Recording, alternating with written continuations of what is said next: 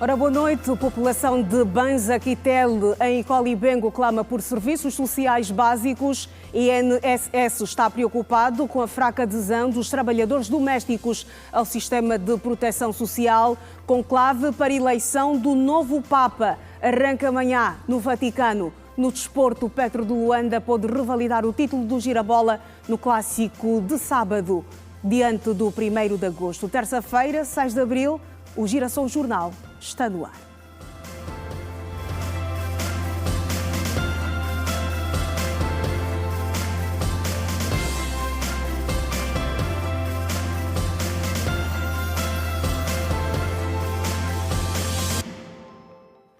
Ora, boa noite. O país voltou a registrar mortos por cólera. 2 pessoas perderam a vida nas últimas 24 horas, segundo o boletim informativo do Ministério da Saúde. No mesmo período foram registados 207 novos casos da doença. O total cumulativo é agora de 18.174 casos. 578 pessoas perderam a vida desde o início do surto. As províncias de Luanda e Benguela concentram a maioria dos casos da doença. 485 pessoas continuam atualmente internadas. A população de Banza Kitele, no município de Cabir, no Icolibengo, clama por serviços sociais básicos. A única escola do bairro não tem condições para frequência às aulas. A região tem ainda 2 obras do PIM abandonadas há 3 anos. Um assunto que a Direção de Comunicação Institucional do Governo de Icolibengo promete esclarecer em breve. A vontade de aprender destas crianças do 1º ciclo é bem maior do que as barreiras diárias que elas enfrentam na comunidade. A única escola do grau delas de ensino está nestas condições. Sem carteiras, sem janelas, sem portas e sem dignidade. Mas a vontade de aprender as traz para este lugar de segunda a sexta-feira. Aqui qualquer apoio serve para os estudos. Até mesmo simples reservatórios de água. Assistir à degradação da escola, que foi vandalizada e sem poder fazer nada, preocupa os moradores do bairro Banza Kitele, no município de Cabiri, em Icolibengo. Estamos à falta de professor, o professor está distante, vem de Luanda para aqui dar a aula, e a escola, do jeito que está a escola, está os vidros partidos, não tem portas. E as crianças saem, brincam na escola. Vimos a nossa escola está degradada. Nós temos aqui uma escola do PIM, segundo ciclo, que está em obra, mas parada há dois anos. Mas esse é um caso que já está a ser revisto pela administração municipal, antiga administração comunal, agora municipal. E fomos agora à província, Icolibengo, antes éramos município de Icolibengo.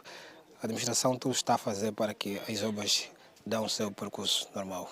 Se a educação é deficiente, o mesmo se pode dizer da saúde. A zona tem um único centro de saúde que, segundo os moradores, não acode mais a situações urgentes.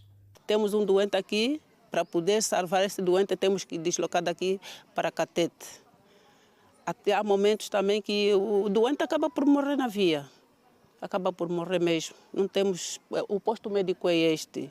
E não, só tem o posto de socorro, mas não consegue fazer nada. Quando é um doente grave, não consegue fazer nada. É transferido mesmo para Catete e ali, acabou. E para deixar a situação de Banza Kitele ainda mais crítica, além da falta de escolas decentes e um hospital mais equipado, tratar documentos nesta zona, com pouco mais de 700 habitantes, é um grande desafio. Por exemplo, nós aqui não temos loja de registro. Deslocamos daqui até agora já governo, no município de Catete, temos deslocado aqui à distância, gastamos passagem. O táxi daqui não é como da cidade, aqui o táxi daqui é 500 kwanza, aí de volta a 1000 kwanza. E por vezes até a pessoa chega lá e nem consegue resolver o teu problema. Tens que regressar, programar mais um outro dia. Por falta de emprego até dificulta ainda muito mais. Aqui, na velha aldeia, até a fé se degradou. E o que resta é a esperança nas atribuições e competências que o Estatuto da nova Divisão Política e Administrativa trouxe ao agora bairro. Antes mesmo da divisão administrativa, o bairro foi agraciado com 2 obras do PIME que nunca foram concluídas: uma escola e um centro médico. É muito preocupante para nós, porque de cada vez as obras estão mais destruídas, está a ser destruída pelos nossos filhos, e são nossos filhos mesmo que estão a destruir. Temos a escola, temos o centro de saúde, hoje já está toda desagradada porque ninguém está a olhar, o Estado já não olha, os próprios empreiteiros também não estão a olhar. E abandonaram até inclusive os próprios seguranças. Isso é muito preocupante, 2 anos que não são pagos. Pedimos ao governo, queremos uma ajuda para reconstruir, para reabilitar de novo a escola e meter um quintalzinho para as crianças não continuarem a vir brincar. O centro médico, cuja empreitada começou em 2020 e ficou orçada em mais de 600 milhões de kwanzas, hoje é um rosa na paisagem, completamente abandonado, e que serve de pouso para morcegos e outros animais. Sem mesmo estar concluída, a obra já apresenta fissuras e rachaduras que vão obrigar a mais orçamento. Morro! Morro! Morro! Prazer! Prazer! Prazer! A Ministra de Estado para a Área Social considera que o aumento da despesa pública com a educação em cada um dos países africanos é um caminho para o desenvolvimento do continente. Maria do Rosário Bragança, que falava nesta terça-feira no Lubango, na abertura da 12ª Conferência de Ensino e Aprendizagem da Federação Africana das Autoridades Reguladoras de Ensino, defende que este investimento deve visar a proteção da educação na primeira infância e o ensino primário universal. A Ministra de Estado para a Área Social considera que o aumento das despesas públicas com educação em cada um dos países africanos é o caminho para o desenvolvimento do continente. Maria do Rosário Bragança, que falava esta terça-feira no Lubango, na abertura da 12ª Conferência de Ensino e Aprendizagem da Federação Africana das Autoridades Reguladoras de Ensino, AFTRA, garante que esse investimento deve visar a proteção da educação na primeira infância, o ensino primário universal, a aquisição de competências entre os jovens e adultos e reduzir o analfabetismo em África.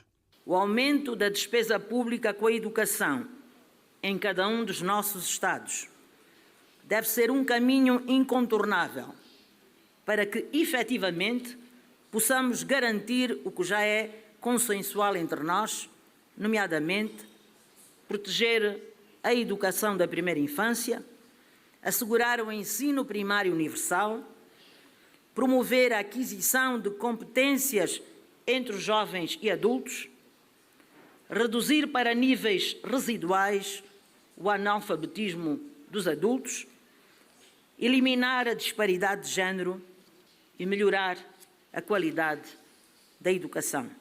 Para a Ministra da Educação, a voz do professor será ouvida durante o evento que reúne 250 delegados dos 25 Estados-membros da AFTRA e em que serão abordados temas ligados à melhoria dos sistemas de ensino, situação social, formação de professores e sistemas curriculares.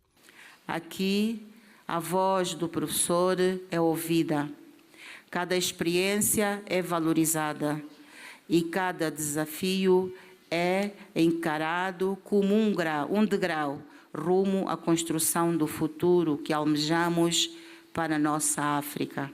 O presidente da AFTRA fala da valorização dos professores para garantir a qualidade de ensino no continente.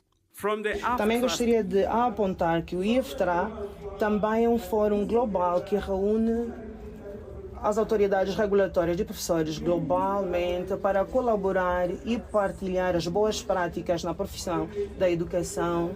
O governador Nuno Maapi destaca a importância da realização do evento na província da Huila, conhecida como uma das regiões académicas do país. Este evento representa mais do que um simples momento de partilha de experiência, simbolizam um compromisso coletivo com a consolidação dos sistemas educativos no continente africano. A Federação Africana das Autoridades Reguladoras de Ensino atribuiu ao chefe de Estado angolano João Lourenço a medalha presidencial, que é a mais alta condecoração da organização. O galardão foi entregue à ministra de Estado, Maria Rosa Bragança, em representação do Presidente da República. A administração municipal do Hoje e Ainda encerrou nesta terça-feira 7 casas de pesagem no âmbito da proteção dos bens públicos.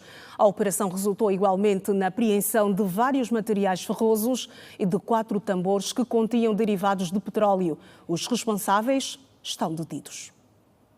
Foram no total 7 casas de pesagens encerradas pela administração municipal do Hoje e Ainda, com apoio de agentes do Serviço de Investigação Criminal, da Polícia Nacional e da Fiscalização Local. Durante a operação, foi possível apreender diversos materiais ferrosos, seguido da detenção de alguns dos seus responsáveis, que reconhecem estar a exercer atividade à margem das leis. Sim, fomos várias vezes dizer que não, ainda não estamos permitido para poder ir fazer o trabalho ainda. Então nos mandaram manter calma, esperar até novas ordens. Um dos funcionários detido alega desconhecer estar a trabalhar de forma ilegal. Eu nunca fui para onde isso vai. Só recebemos, trabalhamos, depois já não costumo ver para onde vai. Aruna Konaté diz também que, nesta altura, tem a documentação legal de grande parte dos materiais ferrosos apreendidos. O material que estão aqui como ferro, nós temos toda a documentação, porque cada vez que nós fizemos contrato com as empresas para fazer a limpeza, nos dão documentação para sair com os materiais. Então, essa é a documentação que nós temos aqui.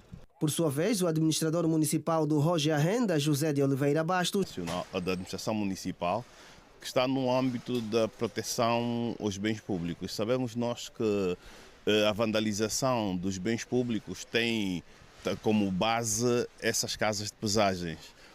E, portanto, houve uma orientação de Sua Excelência, o Sr. Governador da província de Luanda, isto ainda no mandato do ex-governador Manuel Homem, em que tínhamos que fazer um levantamento a nível da província de Luanda de todas as casas de pesagem e o seu encerramento, porque não conhecemos nenhuma lei que dá sustentabilidade ou que dá legalidade ao funcionamento dessas casas de pesagem.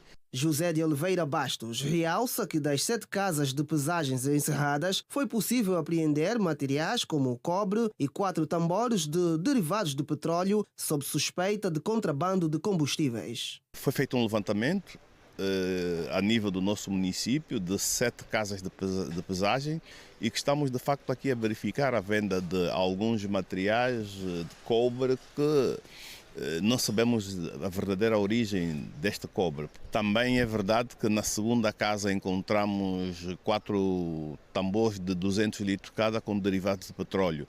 Sabemos nós que há um contrabando massivo de combustível.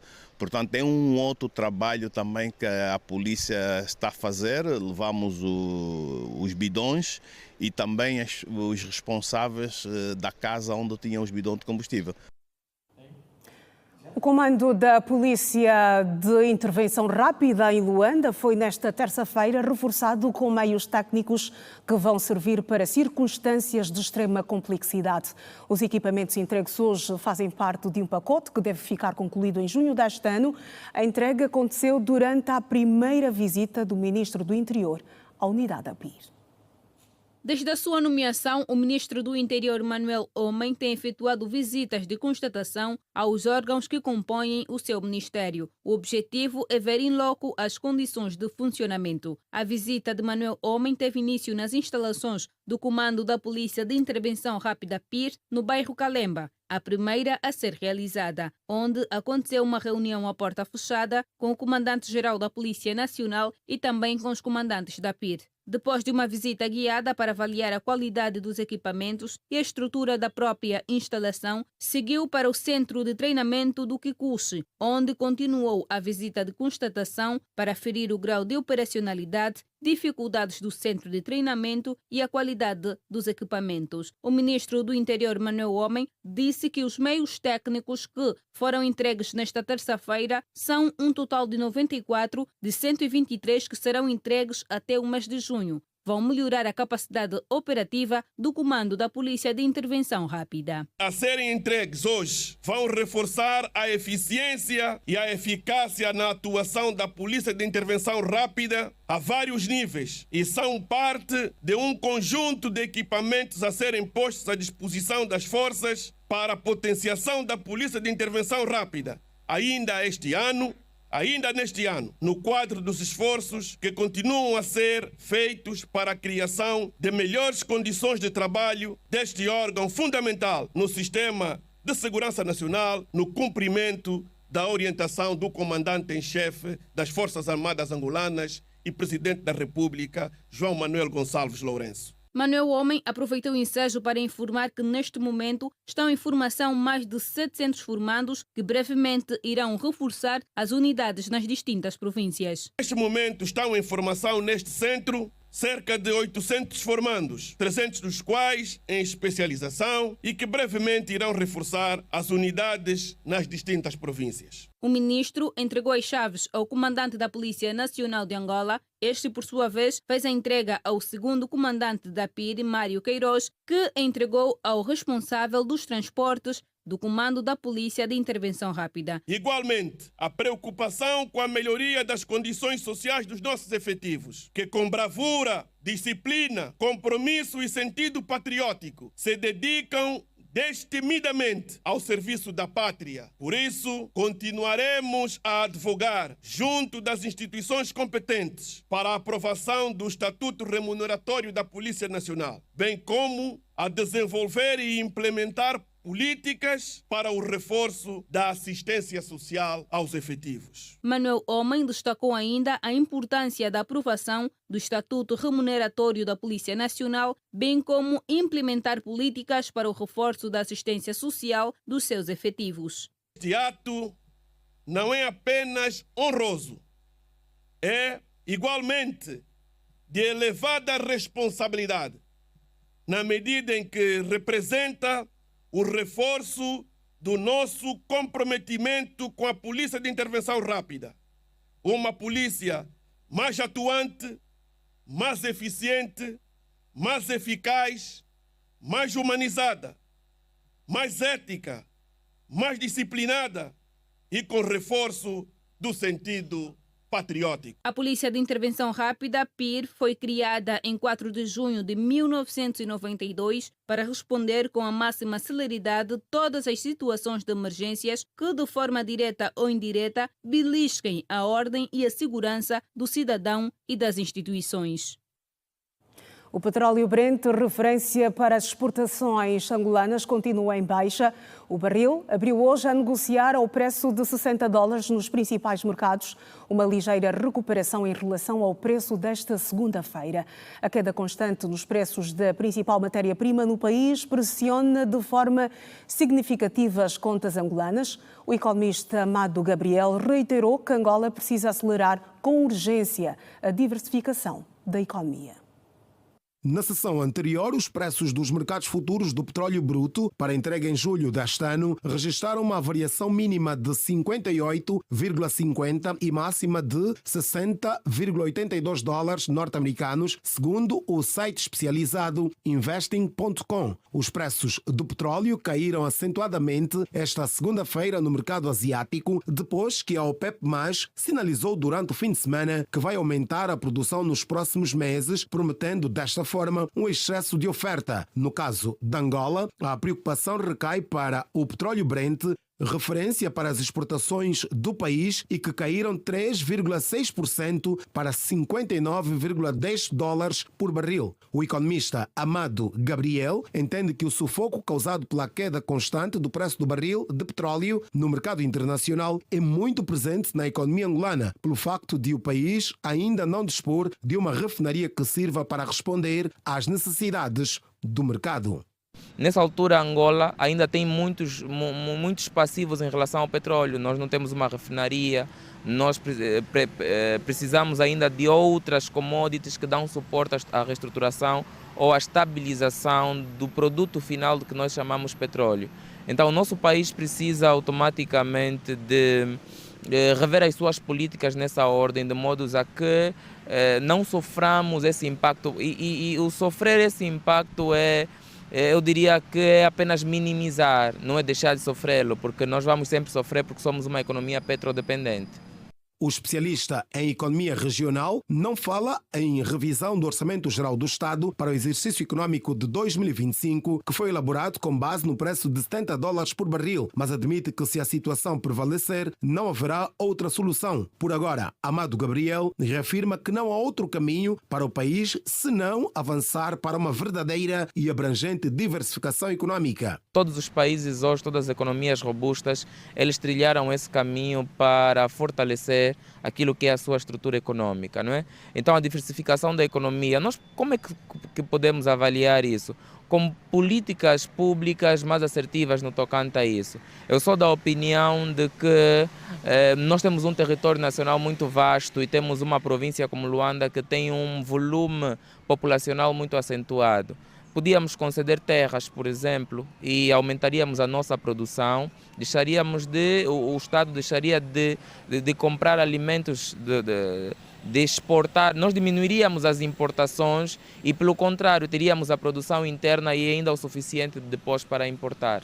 O preço do petróleo Brent é um importante indicador da oferta e procura de petróleo em todo o mundo. Este preço deve variar devido a diversos fatores como a oferta e demanda, decisões da OPEP+, e eventos geopolíticos. O Kwanza, moeda nacional, mantém-se num cenário de depreciação face ao dólar e ao euro, que continua a reduzir ainda mais o poder de compra das famílias em função da pressão dos preços no mercado. Apesar das medidas tomadas recentemente pelo Comitê de Política Monetária do Banco Nacional de Angola, a inflação continua a apresentar valores elevados. Até março do ano em curso, a taxa homóloga situava-se ainda nos 23,85%. A província de Luanda, por concentrar o maior volume de consumo, continua a ter o peso mais expressivo na formação do índice de preços ao consumidor. Está connosco hoje no Girassol Jornal o economista José Lumbo, com quem vamos a seguir analisar o desafio da recuperação do poder de compra das famílias angolanas face ao contexto atual da nossa economia, quando já estamos a caminhar para o segundo trimestre deste ano. Dr. José Lumbo, boa noite, bem-vindo ao Girassol Jornal. Muito boa noite, Iracelma, e uma saudação extensiva a todos os teleouvintes desta grande rede e muito obrigado pelo convite, é sempre um prazer. Muito bem, a perda do poder de compra está relacionada com o aumento da inflação. Nos últimos meses temos estado a assistir à queda da inflação desde dezembro de 2024, quando estava fixada em 27,50% para os atuais ou para os 23,85% até março. Apesar disto, os cidadãos continuam sem ter muito poder de compra. Como é que se explica este cenário? Bom, primeiro é importante aqui dizer que a inflação consiste na subida agregada dos preços, portanto, a esta altura os agentes econômicos angolanos sentem o poder de compra a ser retirado, particularmente Luanda, portanto, com o maior volume em sede do índice de preço no consumidor. É importante aqui dizer que a nossa inflação, a maior parte dela é importada, portanto, a inflação importada consiste no processo das alterações dos preços a nível internacional e também algum afetar da taxa de câmbio, das alterações da taxa de câmbio. Nós, Angola, importamos muito, portanto, para o exterior e consumimos muitos bens importados.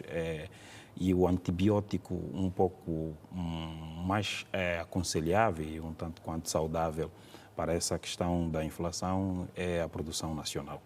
Portanto, e a produção nacional deve ser acompanhada com a industrialização. Agora mesmo... O que não é a nossa realidade atual. Não é a nossa realidade. Mas sentimos que é a intenção do Executivo, se vires o Plano de Desenvolvimento Nacional, a Estratégia 2050 e agora mesmo... esta ordem de serviço número 004/25 do Ministério da Indústria e Comércio vem alinhar aqui algumas orientações no que concerne o fomento da produção local, portanto aqui a proibição de alguns bens que não devem ser importados, que vão ser empacotados aqui nacionalmente. Essa perspectiva um estímulo à produção interna. À produção interna, mas há que se fazer primeiro um estudo, olhar se de facto já temos condições para o efeito, de modo a não termos o problema do monopólio e depois não conseguirmos responder os desafios do mercado. Dr. José Lumbo, para além da inflação, há outros fatores que têm concorrido também para a perda do poder de compra dos angolanos, a desvalorização do Kwanza, a falta de produção nacional, como também já fez referência, com impacto negativo na vida dos cidadãos. Sim, a desvalorização... Ou de todos nós. Sim, naturalmente. E é importante aqui também dizer que o facto dos preços subirem no Kazenga e não subirem, por exemplo, no Catinton, subirem nos Buenga e não subirem no Quimbele, não significa que é inflação. A inflação é subida generalizada, é uma subida agregada. E por que a desvalorização cambial tem um impacto significativo em sede dos preços praticados a nível nacional? Porque todo e qualquer agente econômico é racional. Portanto, toda empresa que vai vender aqui internamente tem o princípio da racionalidade, minimizar custo e maximizar lucros. O custo que ele suporta na compra da divisa, quando compra dólares, não é, para ir comprar bens e serviços lá fora, ele imputa no preço final que vai praticar aqui no território nacional. Com este cenário, recaímos outra vez para a necessidade da produção nacional. Da produção nacional. E aqui nós trouxemos uma solução muito técnica e temos estado a defender sempre isso e já fizemos em sede de um artigo, Iracelma. É a questão da necessidade da existência de duas taxas de câmbio. Portanto, o Banco Central, na condução da política cambial, há toda a necessidade de definirmos duas taxas de câmbio. Uma taxa de câmbio para quem, de facto, vai importar valor acrescentado para a nossa economia. Quem vai importar maquinarias, por exemplo, uma máquina para vir produzir o feijão aqui, para vir produzir o arroz localmente, ele não pode ter o mesmo tratamento cambial que o José Lumbo, por exemplo, que vai a lazer, que vai passear, porque aquele recurso que o José Lumbo gasta, do ponto de vista cambial, não traz valor acrescentado para a nossa Acredita economia. que estas duas taxas trariam aqui mudanças no contexto vigente? Exatamente, nós acreditamos sim, porque vamos tirar o maior proveito da utilização das cambiais. Nós estamos com uma reserva internacional líquida agora de 15,2 mil milhões de dólares. Os dados do Banco Nacional apresentam, e essa reserva internacional líquida só conseguimos importar pelo menos 7 meses de comida para Angola.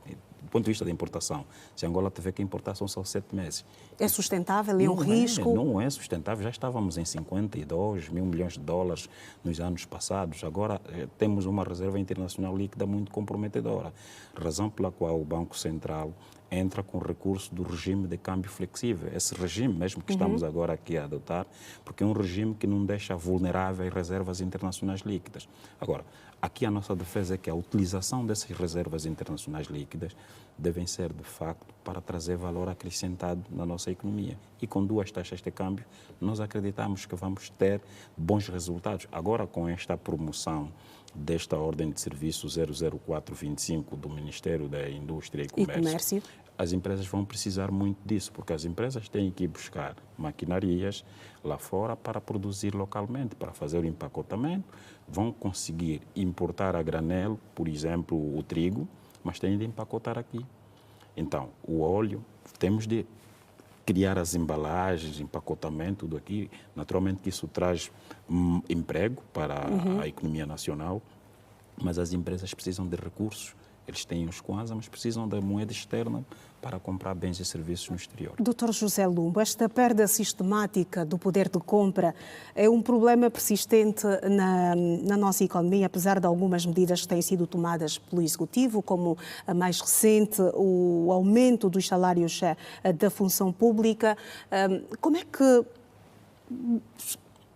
medidas podem ser tomadas para mudar o quadro atual? Apresentou aqui uma implementação de duas taxas de câmbio. Que outras medidas podem ser tomadas para a inversão do quadro atual?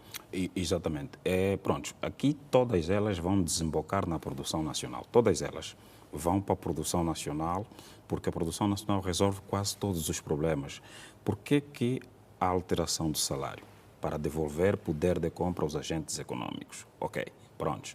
Se queremos devolver o poder de compra aos agentes econômicos, temos que ter produção. E as famílias com menor renda acabam por ser as mais afetadas? Mas, sim, é porque a inflação é um imposto.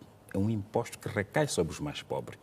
Porque as pessoas que têm uma classe média conseguem sobreviver a este imposto. Mas fez uma questão muito pertinente que eu não respondi, que tem muito que ver com essa questão do aumento salarial.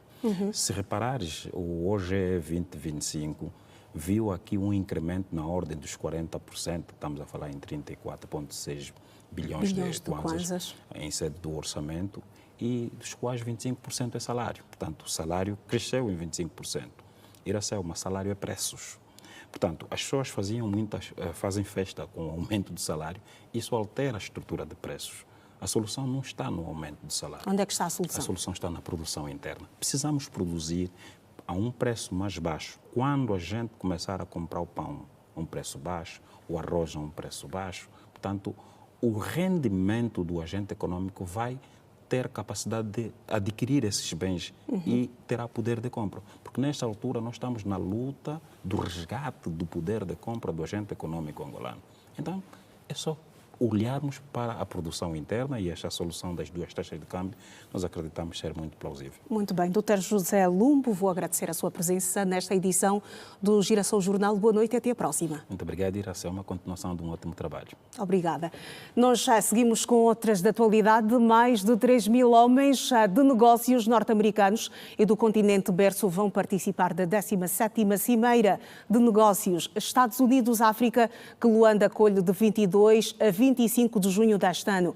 A Cimeira vai também contar com a presença de estadistas e diversas delegações governamentais por parte da organização. Estão criadas as condições para o evento que vai igualmente marcar a celebração dos 50 anos da independência nacional.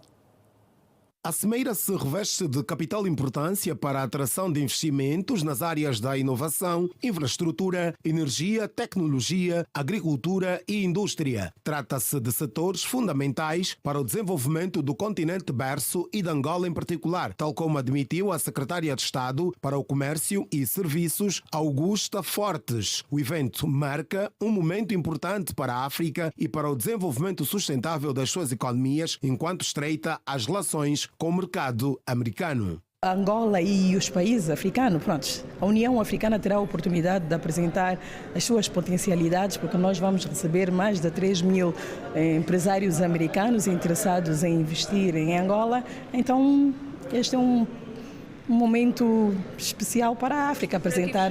A realização desta cimeira em Luanda é particularmente simbólica para Angola, uma vez que coincide com a celebração dos 50 anos da independência nacional. Nesta terça-feira, o Ministério das Relações Exteriores chamou o corpo diplomático africano residente em Angola para prestar informações sobre o processo de preparação da cimeira, que se apresenta como uma plataforma de diálogo entre líderes governamentais, investidores e empresários de África e dos Estados Unidos da América. O secretário de Estado para a Cooperação Internacional, Domingos Vieira Lopes, entende que o empresariado nacional deve olhar para a cimeira como uma oportunidade para a busca de boas experiências e estabelecimento de parcerias com benefícios partilhados.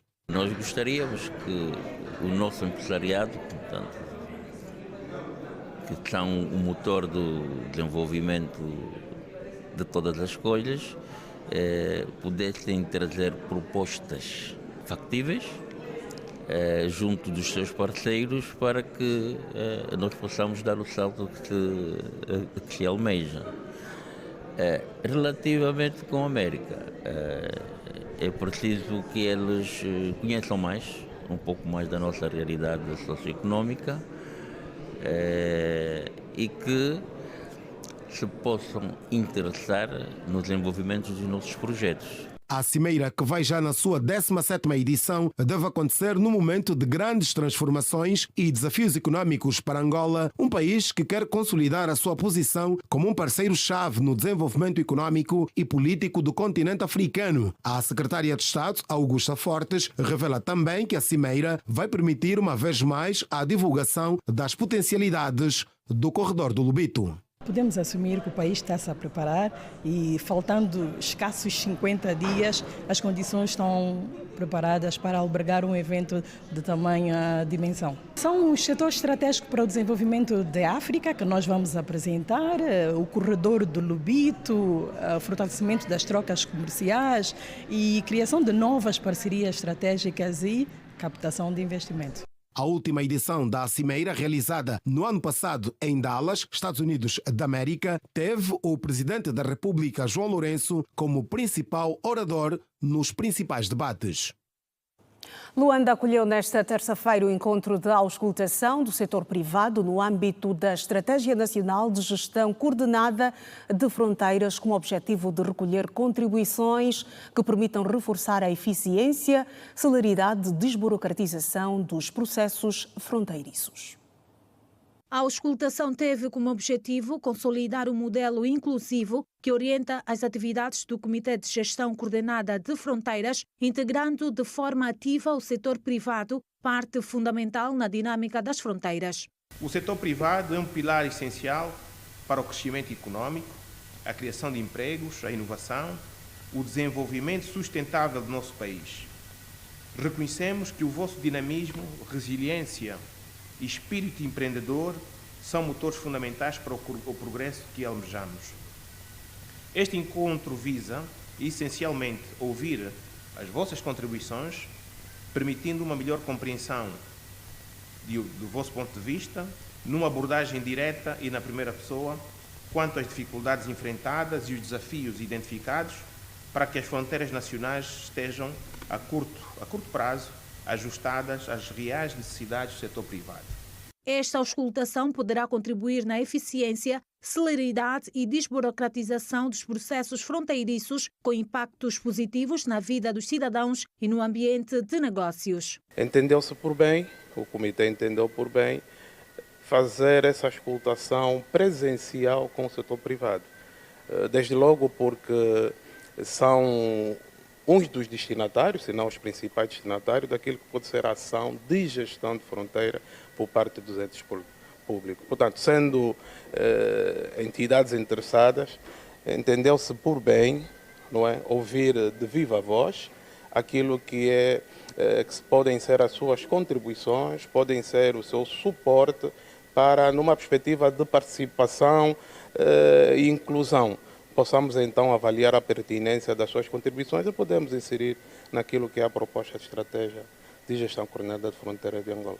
A vasta fronteira do país determina a necessidade de melhorar progressivamente as ações no domínio da facilitação do comércio e segurança interna, o controle das exportações e seus proventos, a fiscalização do mar territorial e da costa do Oceano Atlântico, bem como a segurança sanitária e fitossanitária aliadas às melhores práticas internacionais. Tendo em conta a crescente complexidade do cenário nacional e global, marcado por um intenso fluxo de pessoas, mercadorias e meios de transporte, este encontro visou igualmente promover uma auscultação construtiva. Nós trazemos propostas de fomento da atividade empresarial e econômica ao longo das nossas fronteiras. Como sabe, as fronteiras podem se traduzir numa fonte de arrecadação de receitas. Nós temos uma fronteira terrestre e marítima muito vasta e está subocupada. Então, nossa ideia é levarmos a atividade econômica junto das fronteiras, uniformizando procedimentos dos vários departamentos ministeriais. Outra grande proposta que nós vamos trazer é o papel que as Forças Armadas podem ter na ocupação dessas florestas. Nós trazemos a proposta de, com a contribuição dos reservistas das Forças Armadas, levar a atividade econômica a jusante dos postos fronteiriços. Aconteceu nesta terça-feira o encontro de auscultação do setor privado no âmbito da Estratégia Nacional de Gestão Coordenada de Fronteiras. Deportações em Portugal. Posicionamento de Angola em destaque.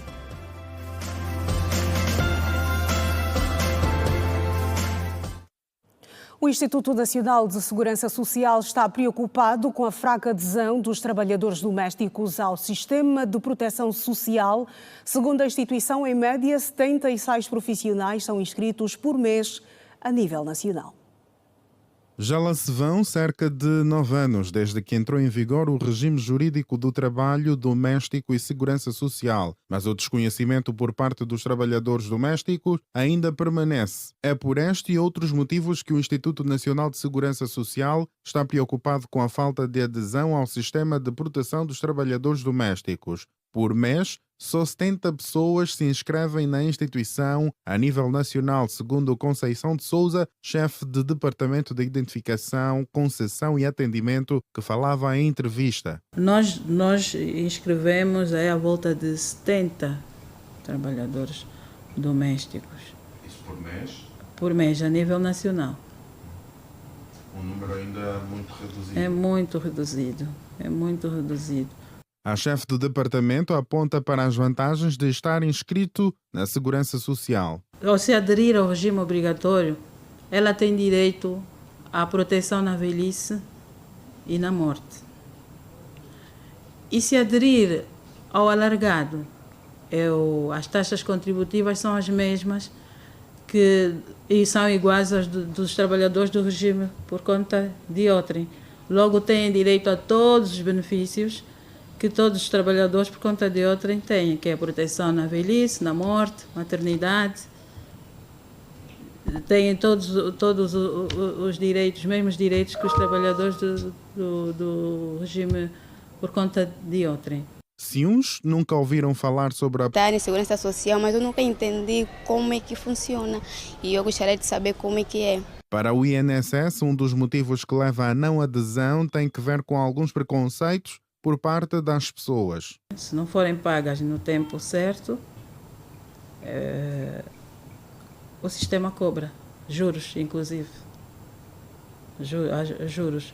E se o empregador se negar mesmo em pagar durante todo o tempo, ele poderá ser cobrado coercivamente, porque o INSS já existe um diploma que possibilita que a cobrança seja feita coercivamente, será obrigado a pagar as contribuições. O Instituto Nacional de Segurança Social garante que vai realizar uma mega campanha de sensibilização aos trabalhadores domésticos a aderirem à segurança social nos próximos tempos. Seguimos para o primeiro intervalo da noite. Regresse connosco a outras da atualidade para lhe contar. Até já.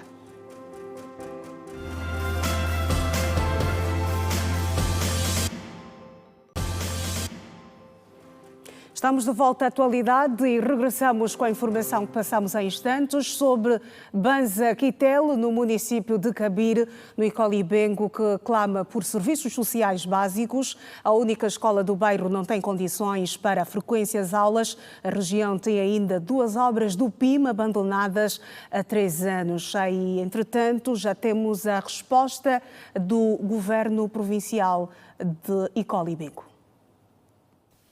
Bom, como sabe, a província do Icolibengo é derivada da divisão política administrativa do país e tem existência de apenas 4 meses. Então o governo sabe que são obras do PIM que imigram para a província do Icolibengo vinda de outra província, que é Luanda.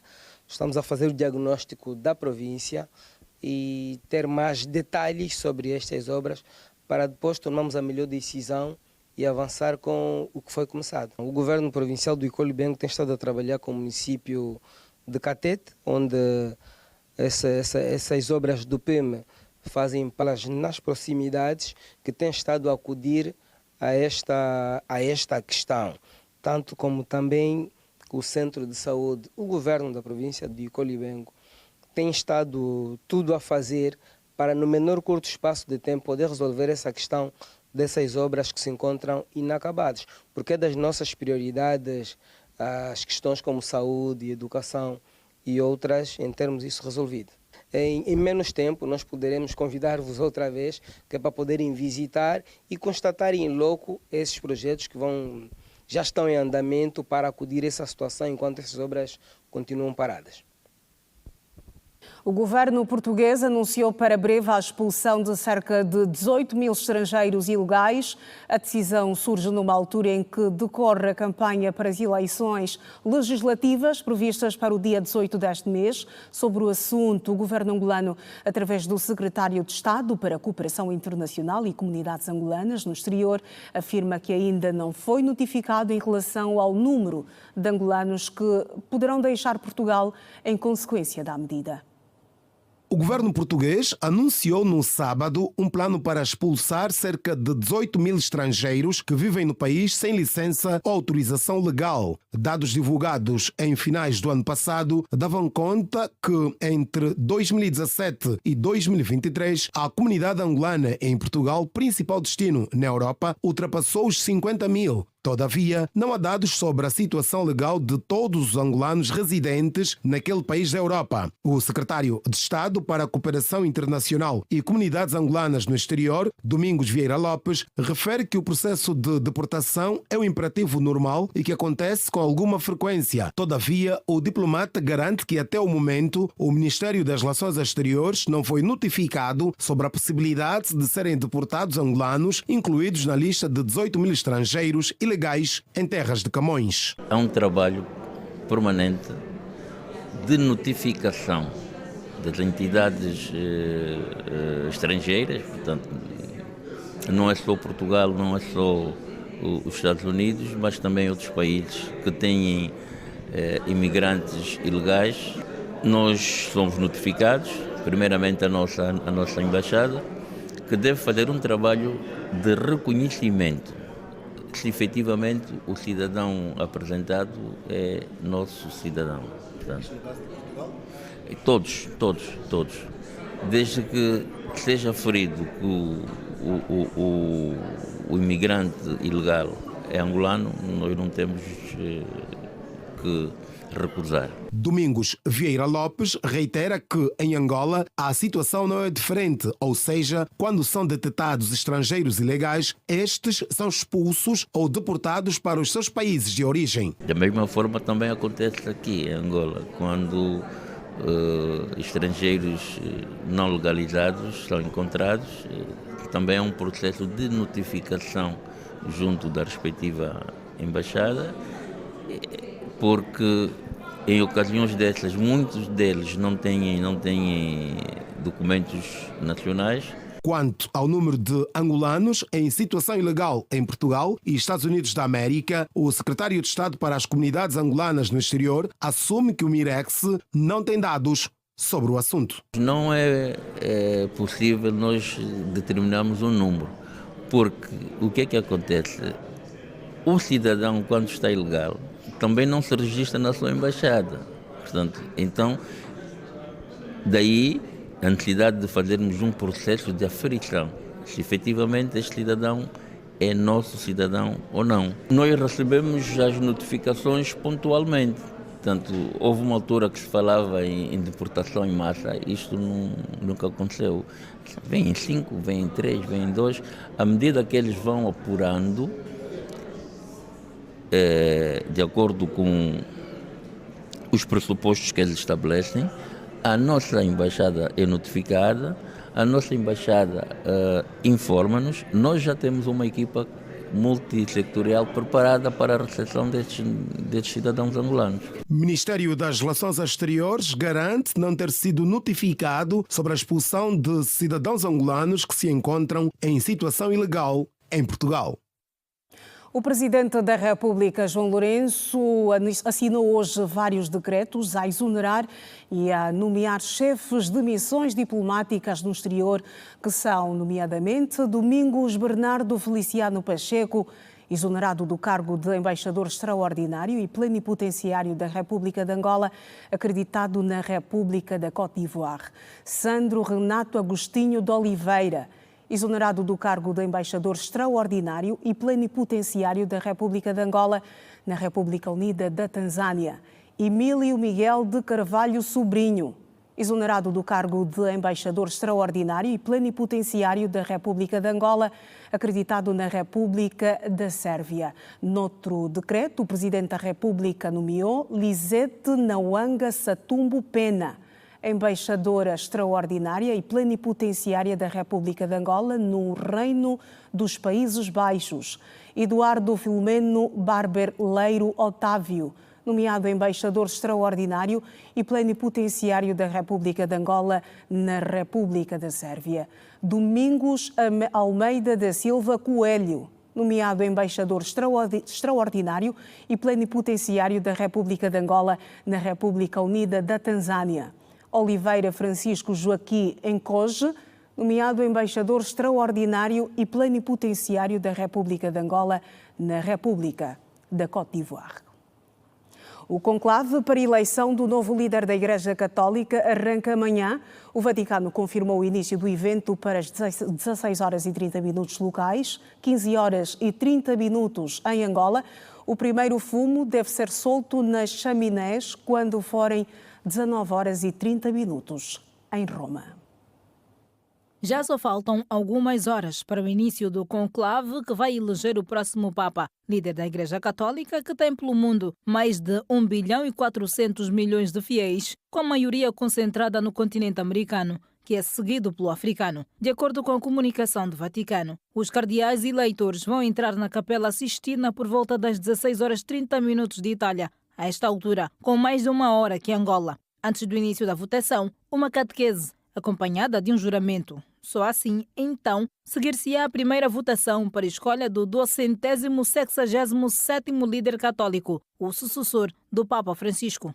O diretor da sala de imprensa da Santa Sé, Matteo Bruni, disse que no primeiro dia do conclave, a previsão é que o fumo seja solto pela chaminé da Capela Sistina, por volta das 19 horas locais, 18 em Angola. Ao longo do conclave, cujo prazo de duração depende da eleição do novo líder da Igreja e consequente chefe de Estado do Vaticano, o fumo vai ser solto 2 vezes ao dia e 4 votações serão feitas até a escolha do novo líder.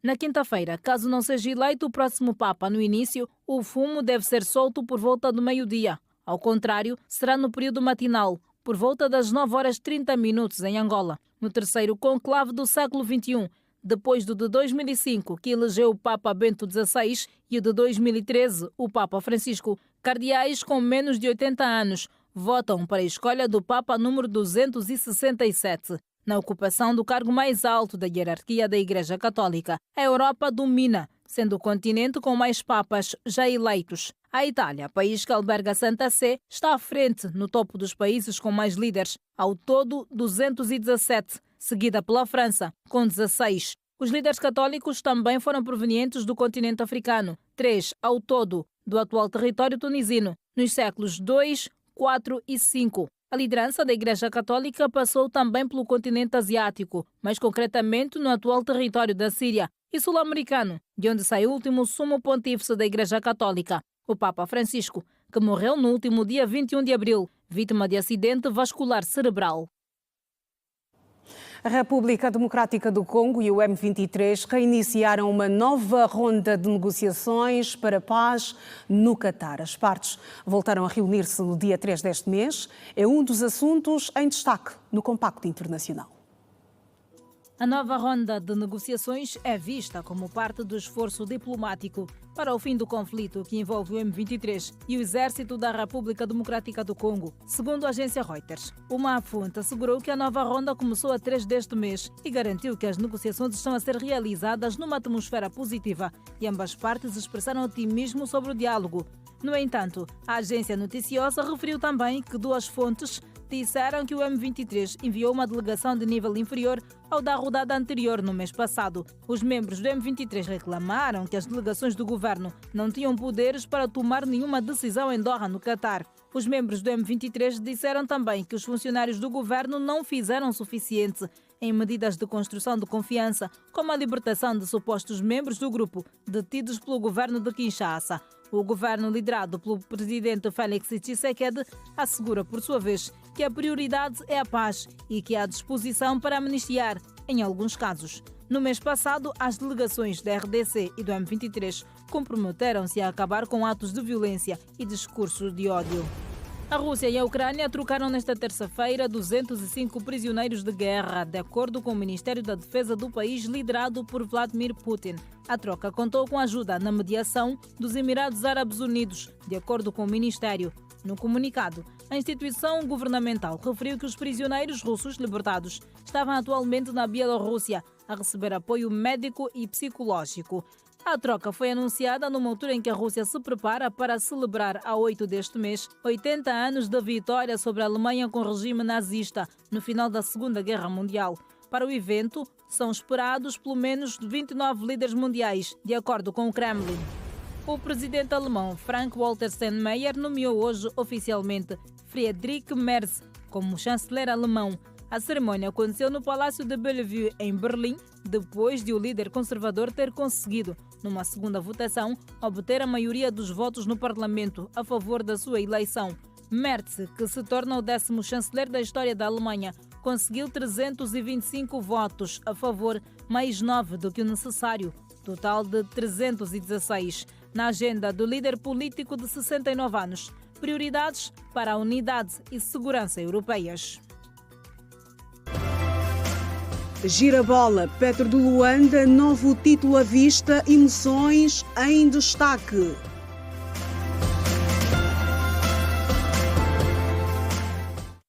E é sobre o desporto que lhe vamos falar. Faltam 3 jornadas para terminar a edição número 45 do Girabola, época 2024-2025. O Petro de Luanda poderá abrir a garrafa de champanhe neste sábado, quando terminar o confronto com o 1º de agosto. Aproxima-se o fim da alegria do povo, o Girabola. Quando faltam 3 jornadas para o apito final, começamos a fazer as contas. Tudo indica que o Petro de Luanda, que são os atuais campeões nacionais, estão em condições de erguerem o 19º troféu do Campeonato Nacional da Primeira Divisão, em caso de triunfo, diante da formação rubro-negro. Os petrolíferos, agora comandados e brancos, conseguirem igualar a pontuação. O primeiro critério de desempate será o confronto entre si. Aqui, a turma da rua Bartolomeu Dias está em desvantagem, pois perderam na 6ª jornada por 2-0, resultado que coloca os tricolores em vantagem. O Petro viu sentado na poltrona o Ilhete a perder gás na jornada 27, onde foi derrotado pelo Desportivo da Lunda Sul por 1-0. Por sua vez, os campeões em título regressaram às vitórias diante da Académica do Lobito por 3-0 na estreia de Flávio Amado. Entretanto, o 1º de agosto não vai querer fazer parte da festa do rival, o clássico do futebol angolano, marcado para o próximo sábado às 16 horas, no 11 de novembro, entre Militares e Petrolíferos, promete agitar as emoções dos aficionados, com as 2 equipas com objetivos diferentes. A pergunta que fica no ar é a seguinte: será que o Petro de Luanda vai abrir a garrafa de champanhe já neste sábado? Teremos a resposta depois dos 90 minutos regulamentares do Clássico Nacional. Seguimos para mais um curto intervalo no Girassol Jornal. Continue connosco, não saia daí, até já.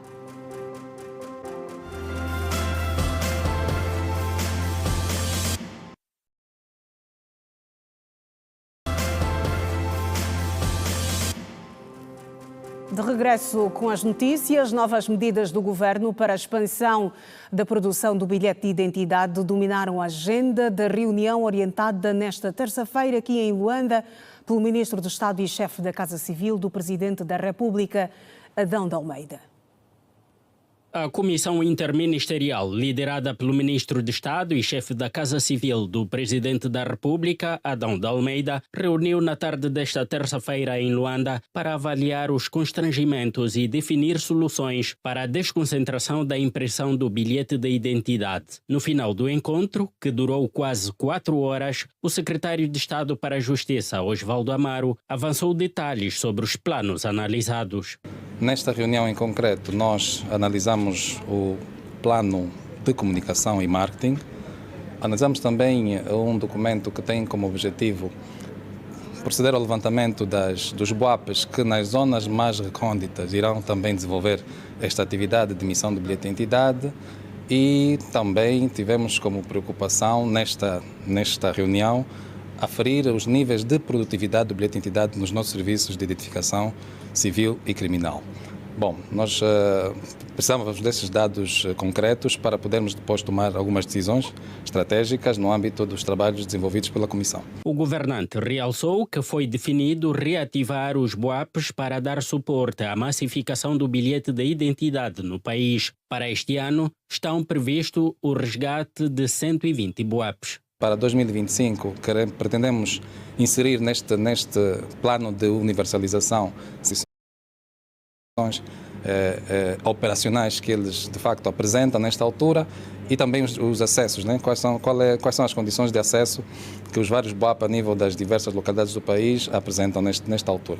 Bom, 120 BOAPs, depois em 2026 vamos estender para outros BOAP, estamos a falar num universo de 200 e alguma coisa, depois em 2027 nós pretendemos estender a reativação dos BOAP num universo de 607. O governo traçou um plano de universalização do bilhete de identidade que consiste em identificar todos os cidadãos nacionais. Para se atingir estes objetivos, há vários constrangimentos por se ultrapassar. A dimensão do país é um constrangimento.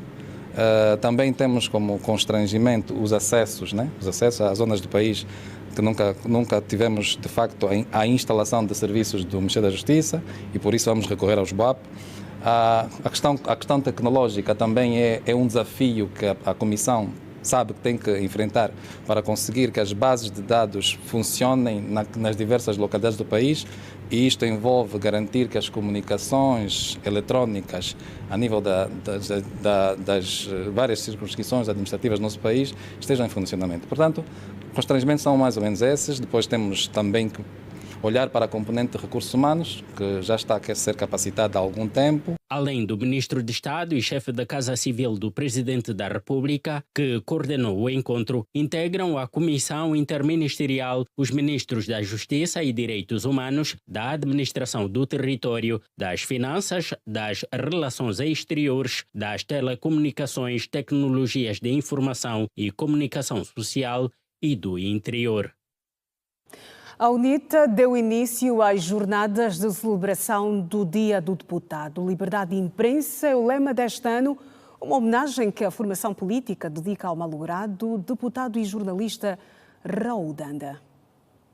O grupo parlamentar da UNITA procedeu esta terça-feira ao lançamento das comemorações do Dia do Deputado, a assinalar-se a 8 de maio, data em que é recordado o falecido deputado Raul Danda. A defesa da liberdade de imprensa vai nortear as comemorações do Dia do Deputado, segundo fez saber Navita Angola, primeira vice-presidente da bancada parlamentar da UNITA, em conferência de imprensa. As jornadas devem servir também para a realização de atividades cívicas pela defesa da transparência eleitoral no quadro do pacote legislativo eleitoral em discussão na Assembleia Nacional.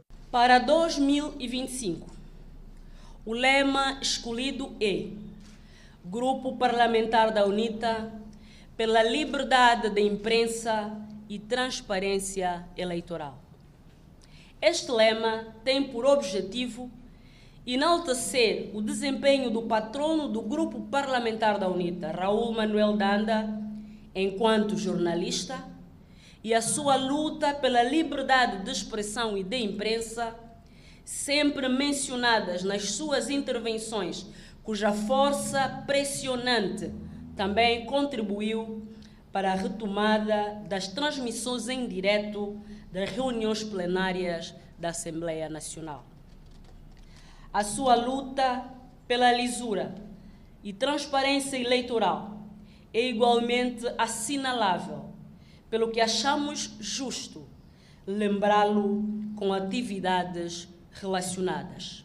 A escolha do tema vem, de certa forma, homenagear o patrono dos deputados do Partido do Galo Negro como jornalista e refletir sobre a liberdade de imprensa que, segundo os deputados da UNITA, registrou desde 2019 um retrocesso. Devemos empenhar mais esforços e dedicação, pois os principais referentes do Estado de Direito Democrático em Angola registram acentuado retrocesso, principalmente desde 2019, no primeiro e segundo mandatos do Executivo do Sr. Presidente João Lourenço. E o secretário-geral do MPLA, Paulo Pombolo, trabalhou nesta terça-feira no município de Viana, na senda da estratégia do partido, que visa o fortalecimento das estruturas de base no quadro da nova divisão político-administrativa do país. Em Viana, Paulo Pombolo apelou aos militantes do seu partido a continuarem firmes em torno do seu líder. O MPLA em Viana recebeu esta terça-feira a visita do secretário-geral do Partido dos Camaradas, Paulo Pombolo, no âmbito das tarefas de ajuda, controle e consolidação das estruturas intermédias e de base do partido, tendo em conta a nova divisão político-administrativa do país e o aproximar das próximas eleições gerais. Os militantes de Viana foram orientados a juntar esforços para preparar as estruturas de base do Partido dos Camaradas naquela localidade, seguindo as orientações do presidente do MPLA. Nós, para este ano, temos o início do processo orgânico da OMA, temos o trabalho da adaptação das estruturas à luz da nova divisão política administrativa para a JMPLA. O próximo ano temos o Congresso e em 2027 temos as eleições. Portanto, estamos a preparar as estruturas do partido para estes desafios. Temos a tratar da questão da vida interna do partido. Reorganizar face à nova divisão política administrativa. Como sabem, Viana perdeu algum território para o Icolibeng, perdeu algum território para o município, o novo município dos Mulembos, e então temos estado a adaptar as estruturas a esta nova realidade. Isso é um trabalho da vida interna. Por outra, são as questões sociais, e aqui muito bem porque o administrador também é o primeiro secretário e penso que tem estado a concertar com o partido claramente para atender a essas preocupações das nossas populações. Missão esta que os militantes prometeram cumprir com zelo e dedicação. Fizemos uma avaliação clara daquilo que temos estado a fazer, apresentamos as nossas principais preocupações, apresentamos também a nossa estratégia de mobilização e captação de novos militantes, demos nota daquilo que é importante para que os nossos militantes, amigos e simpatizantes continuem a acreditar em nós. Precisamos de ter toda a atenção, que o mais importante é descer as bases, fortalecê-las e estar conforme foi a orientação do presidente do partido, descer as bases, descer as comunidades, e recebemos orientações muito pontuais do camarada secretário-geral de que é isso sim que devemos fazer, e apelou à união no seio do partido, no seio dos órgãos de direção do partido, e foi uma reunião de trabalho muito produtiva. Abordamos sim, nós apresentamos preocupações no setor da energia, no setor das águas, no setor da educação, saúde, quer dizer, apresentamos aquilo que se tem estado a fazer e aquilo que precisamos ainda de fazer. É importante que nós estejamos cada vez mais próximos das nossas comunidades, das nossas bases, para com elas resolvermos os problemas que todos enfrentamos. Está tudo dito, tudo contado na edição de hoje do Girassol Jornal. Nós voltamos a estar juntos amanhã, aqui no mesmo canal e mesmo horário. Boa noite.